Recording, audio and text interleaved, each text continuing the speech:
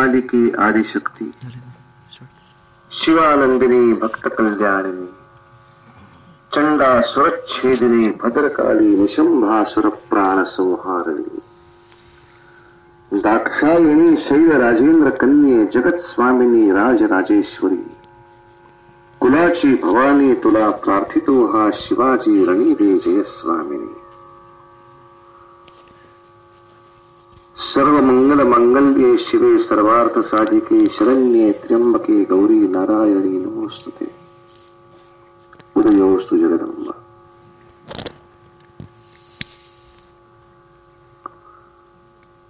आपल्या धारातीर्थ मोहिमेमध्ये माझ्यावरती सोपवलेला विषय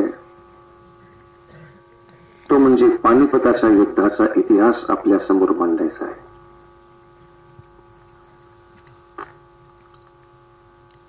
ज्याला उत्कृष्ट इंजिनियर व्हायचं आहे त्याला मागच्या इंजिनियर लोकांच्या इतिहासाचा अभ्यास करावा लागतो.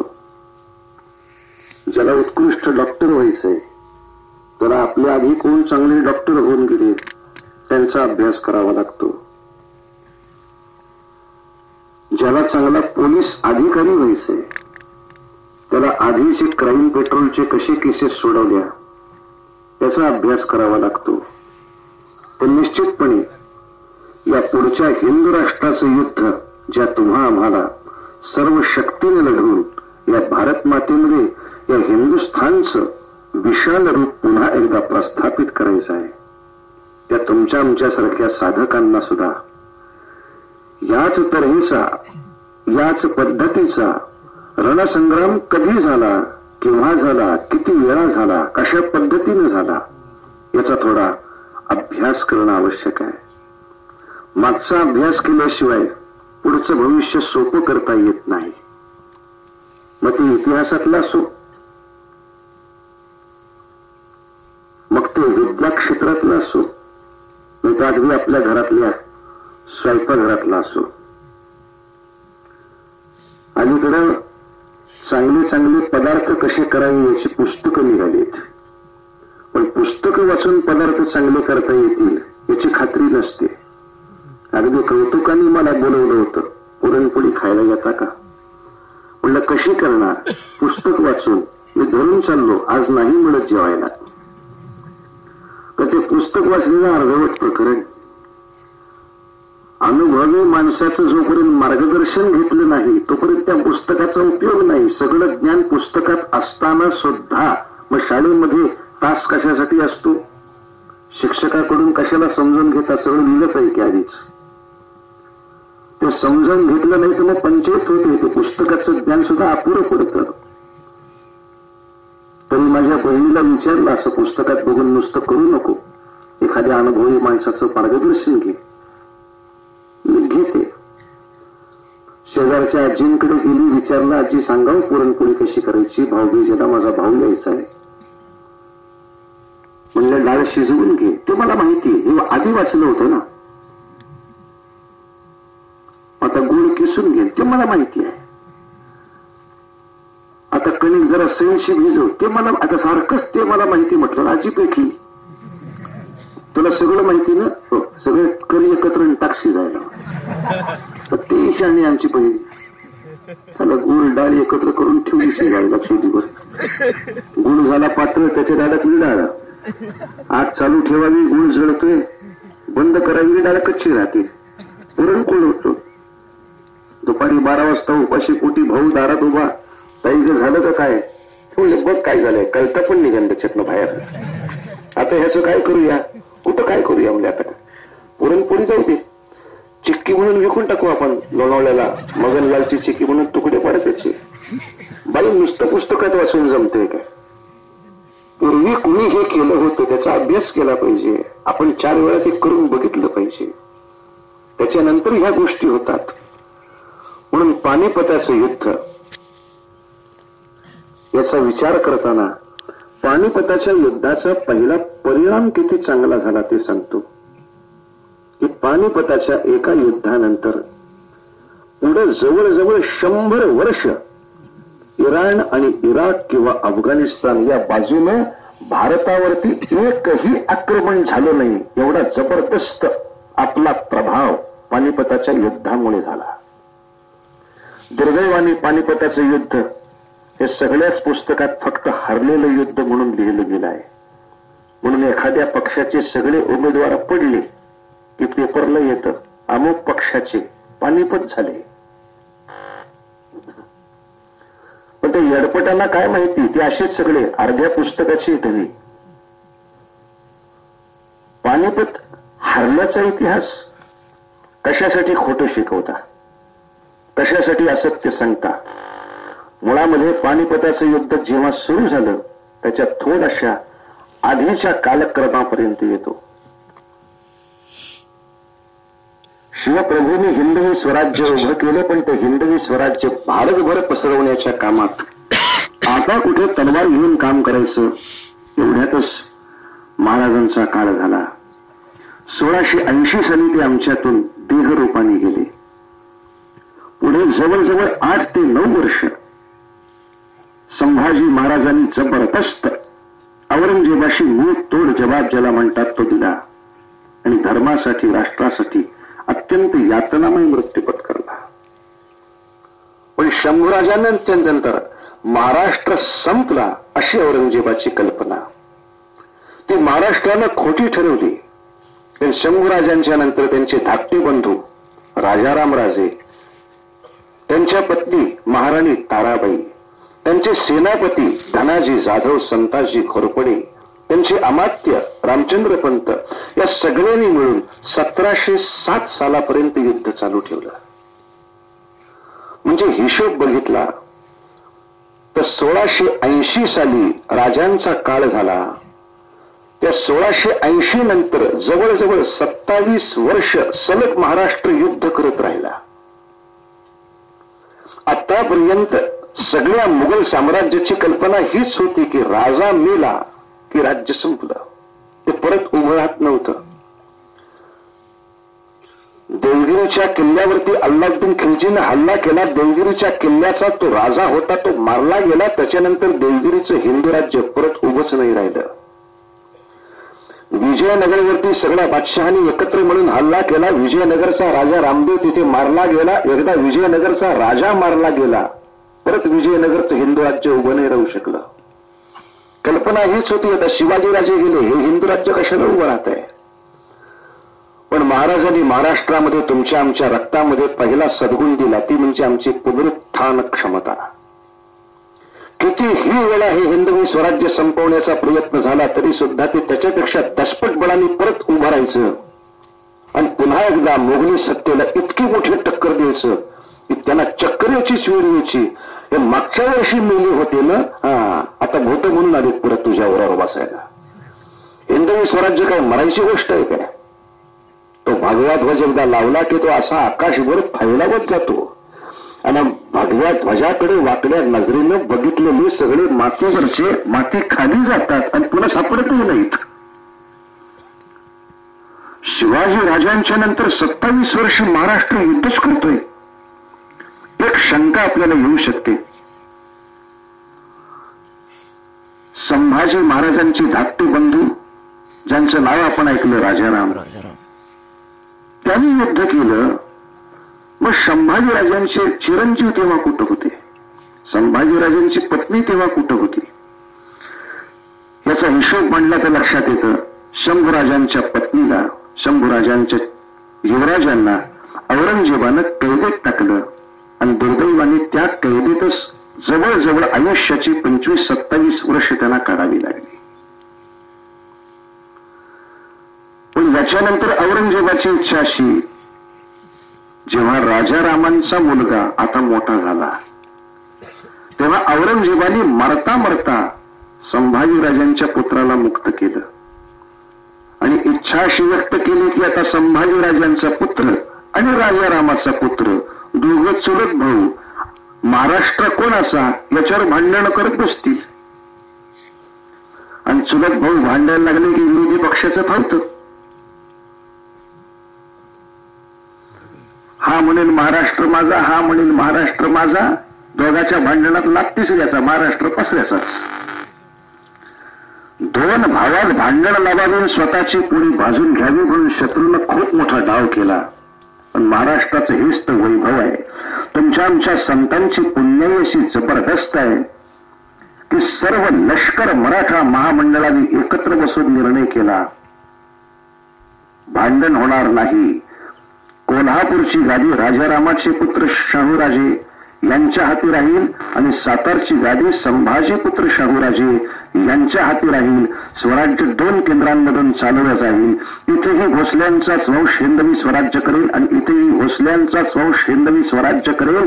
कोल्हापूरपासून दक्षिणेपर्यंतचा कर्नाटक आंध्र प्रदेश हा स्वराज्याचा प्रांत कोल्हापूरचे शाहूराजे पाटील आणि साताऱ्यापासून उत्तरेपर्यंत दिल्लीपर्यंतचा असलेला हिंदवी स्वराज्याचा प्रांत हे शंभूराजांचे पुत्र पाहतील. भांडण होणार नाही. सर्व मराठा महासंघ एकत्र राहील आणि अशा रीतीनं पुन्हा एकदा मराठी सत्ता अशी प्रबळ झाली की ज्याचा दणका शाहूराजांचे सेनापती थोरले बाजीराव पेशवे श्रीमंत याने जेव्हा मराठी फौज काढली तेव्हा त्यांच्या बरोबर असलेले राणोजी शिंदे, मल्हारराव होळकर, धारचे पवार, बडगचे गायकवाड या सगळ्यांच्या फौजा महाराष्ट्रातून निघून दिल्लीच्या दारावर जेव्हा थडकल्या तेव्हा औरंगजेबाच्या पोरांना कळलं महाराष्ट्रात भांडण नाही लागलं. महाराष्ट्राने त्यांची ताकद दिल्लीला अशी दाखवली की दिल्लीने त्यांच्याशी करार केला, आम्हाला आमच्या इराणच्या भावाने जर हाणलं तर तुम्ही मदत कराल का? बाजीराव म्हणले काय तुम्ही विचारताय? मी खरं सांगतोय.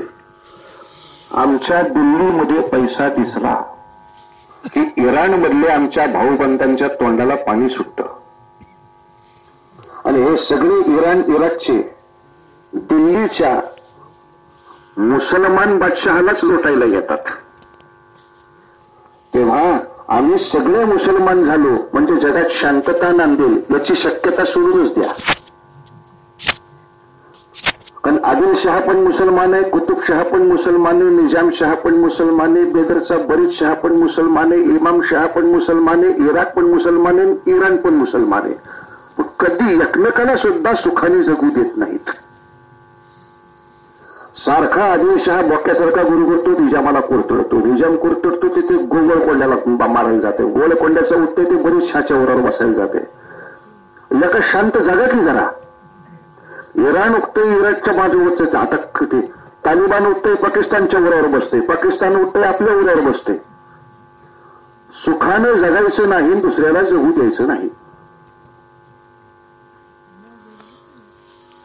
अशी विचित्र काहीतरी याची अवस्था होऊन बसली.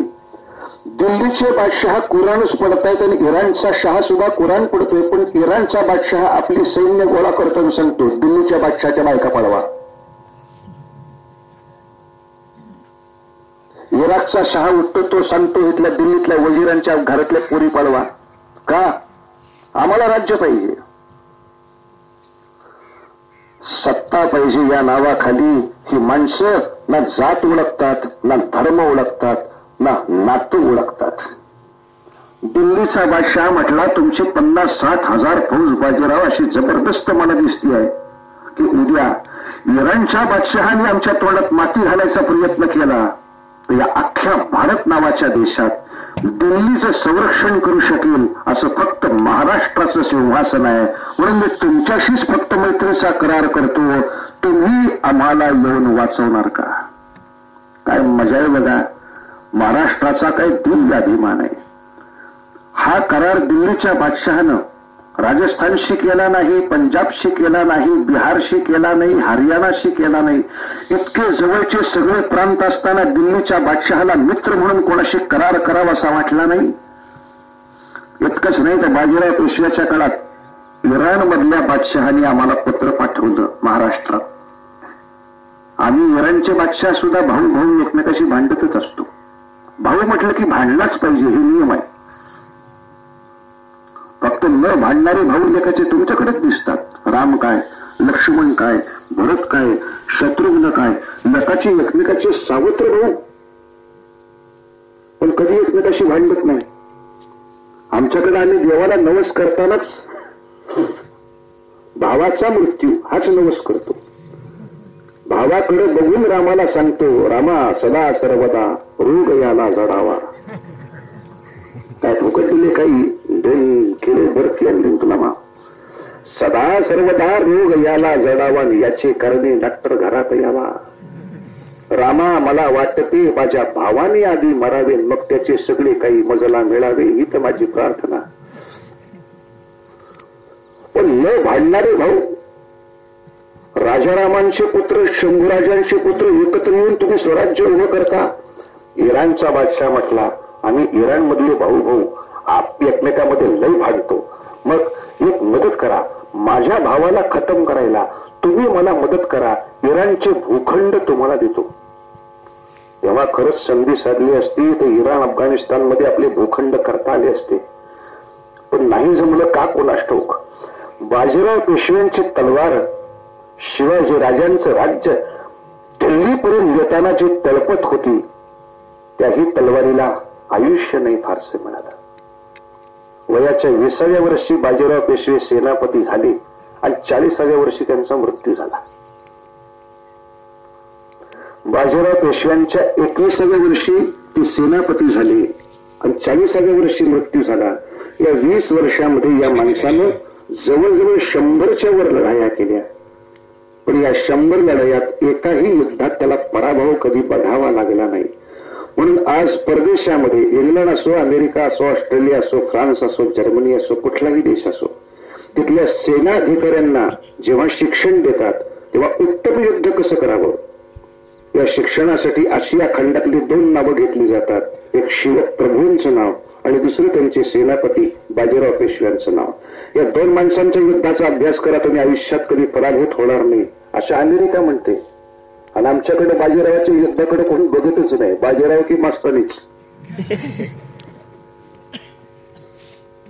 बाजीरावच्या बरोबर दुसरं नावच घेत नाही. बाजीरावची मस्तानी कुठली? मस्तानी त्याच्या 20 वर्षामध्ये 2 वर्ष फक्त त्याच्या बरोबर होती, बाकीची 18 वर्षे त्याची भवानी तलवार जी बरोबर होती ती कोणी बघायची? शिवाजी राजांचा भगवा ध्वज दिल्लीपर्यंत थडकत न्यायचा, ही जी बाजीरावाची ताकद होती ती कोणी बघायची? ही माणसं महिन्यातली नव्हे, वर्षातले 9-9 महिने फक्त युद्धावरच होती. हे घरात होते किती, अन्नाचरण बघायला बसत होते किती. वर्षभरामध्ये एखादा दिवस मस्तानीशी हा माणूस बोलला असेल, त्यासाठी 364 दिवसाचं गणित मस्तानी बरोबर असलं असं. मी मुद्दाम तो बाजीराव मस्तानी सिनेमा बघायला गेलो, ते बाजीरावाच्या 10 वर्षाचं युद्ध एका वाक्यात संपवलं. त्याची माहिती देतानाच सांगितलं, कोण तो भन्साळी, त्याच्या नावातच काहीतरी घोळ आहे. भन्साळी एका वाक्यात त्याची उडवलं सगळं. बाजीराव पेशवाने 10 बरस में आधे हिंदुस्थान पर अपना राज जमाया, संपला इतिहास. म्हणजे 10 वर्षात तो अर्धे हिंदुस्थानाचा राजा होऊन. बाजीराव कुठं राजा झाला? तू का अभ्यास केला का बिंडू काय इसल्या का? बाजीराव राजे कधीच झाले नाही, ते फक्त सेनापतीच होते. ध्वज गेला तो मराठशाहीचा गेला. दिल्लीच्या बादशहांनी करार केले ते मराठशाहीशी करार केले आणि सगळेच करार. राजस्थानवर हल्ला झाला, कोणी वाचवायचं राजस्थानला? मराठ्यांनी वाचवायचं. गुजरातवर हल्ला झाला, कोणी वाचवायचं गुजरातला? मराठीच वाचवायचं. हे बरं धंदे तुमचे उरले. मग तुम्ही काय करायचं? तुम्ही वाचवल्याबद्दल पैसे दिलो साहेब. तेव्हा लक्षात आलं, आपला एक माणूस कायमस्वरूपी गुजरातमध्ये ठेवला पाहिजे. म्हणून बडोद्यामध्ये गायकवाडांची सत्ता कायम ठेवली. आपला एक माणूस उत्तर प्रदेशात कायम ठेवला पाहिजे. ग्वाल्हेरात शिंदेची सत्ता कायम ठेवली. आपला एक माणूस मध्य प्रदेशात कायम ठेवला पाहिजे. इंदोरला होळकरांची सत्ता कायम ठेवली. आता या सगळ्या वेगवेगळ्या सत्ता दिल्लीवरती आणि बादशहाच्या हालचालीवरती लक्ष ठेवायला शिंदेचा सगळ्यात मोठा इतिहास आहे. आणि मग मात्र मराठशाहीच्या भगव्या झेंड्याच्या आधाराने दिल्लीचा बादशहा जगतो हे बऱ्याचशा लोकांना सहन नाही झालं. यांना जरा अंतर्गत कट्टरतावादी म्हणतात. त्यांचं लागलं पित्त जळजळायला. काय बादशाह आहे अरे औरंगजेब म्हणजे ही मंदिरं तोडत होता, ती देवळं तोडत होता, या पुजाऱ्यांना मारत होता, एवढ्या बायका पळवत होता. हे बादशाह हे भगवा झेंडा दिसला की नमस्कार करतात. नादान अवलाद. पुन्हा एकदा हिंदूंची तीर्थक्षेत्र तोडणारा, हिंदूंच्या बायका पळवणारा, हिंदूंच्या गायी कापणारा असा बादशाह दिल्लीत यायला पाहिजे. कोण येईल, कोण येईल? आणि म्हणून या सगळ्या कट्टरतावादी लोकांनी पत्रव्यवहार केला इराणशी.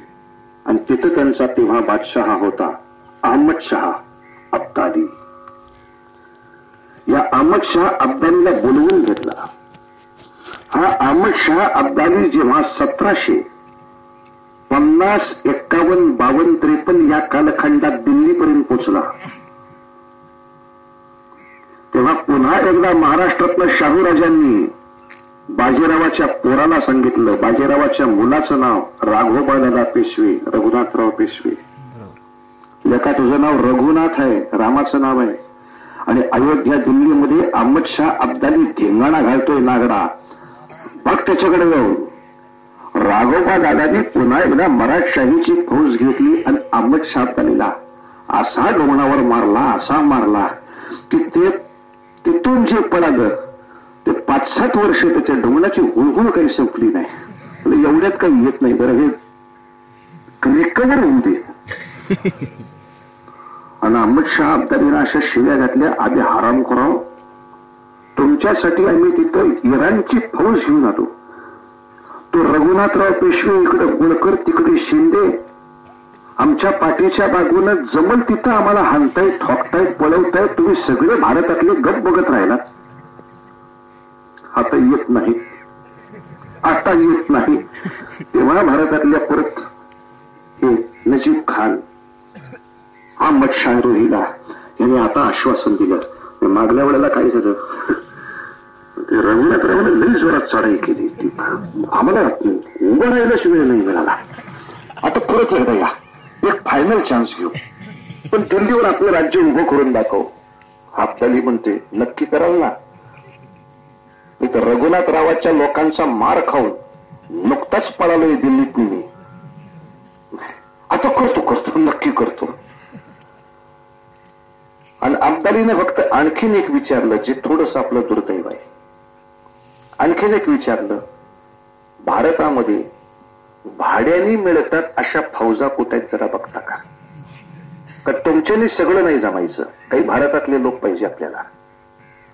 भाड्याने कुठल्या फौजा मिळतात ते बघता का? आणि तुमचं आमचं थोडंसं दुर्दैव आहे की उत्तर हिंदुस्थानात गोसाव्यांच्या अशा मोठमोठ्या सेना होत्या, ज्या गोसाव्यांच्या प्रमुख पठाला अमुक अमुक रक्कम पुरवली की ते गोसावी त्याच्यासाठी युद्ध करायला जायचे. आणि त्यामुळे कोणासाठी युद्ध करायचं? ज्याची रक्कम जास्त तो. नंगे गोसाव्यांच्या मध्ये सुद्धा एक अत्यंत घातक रूढी आली होती की जो पैशाची बोली करेल त्याच्यासाठी युद्ध करायचं. आणि ते भाडोत्री सैनिक नजीब खानाला सापडले. या भाडोत्री सैनिकांचा पत्ता लागल्याबरोबर नजीब खानानं बोलवून आणला, आता तुम्ही या हो.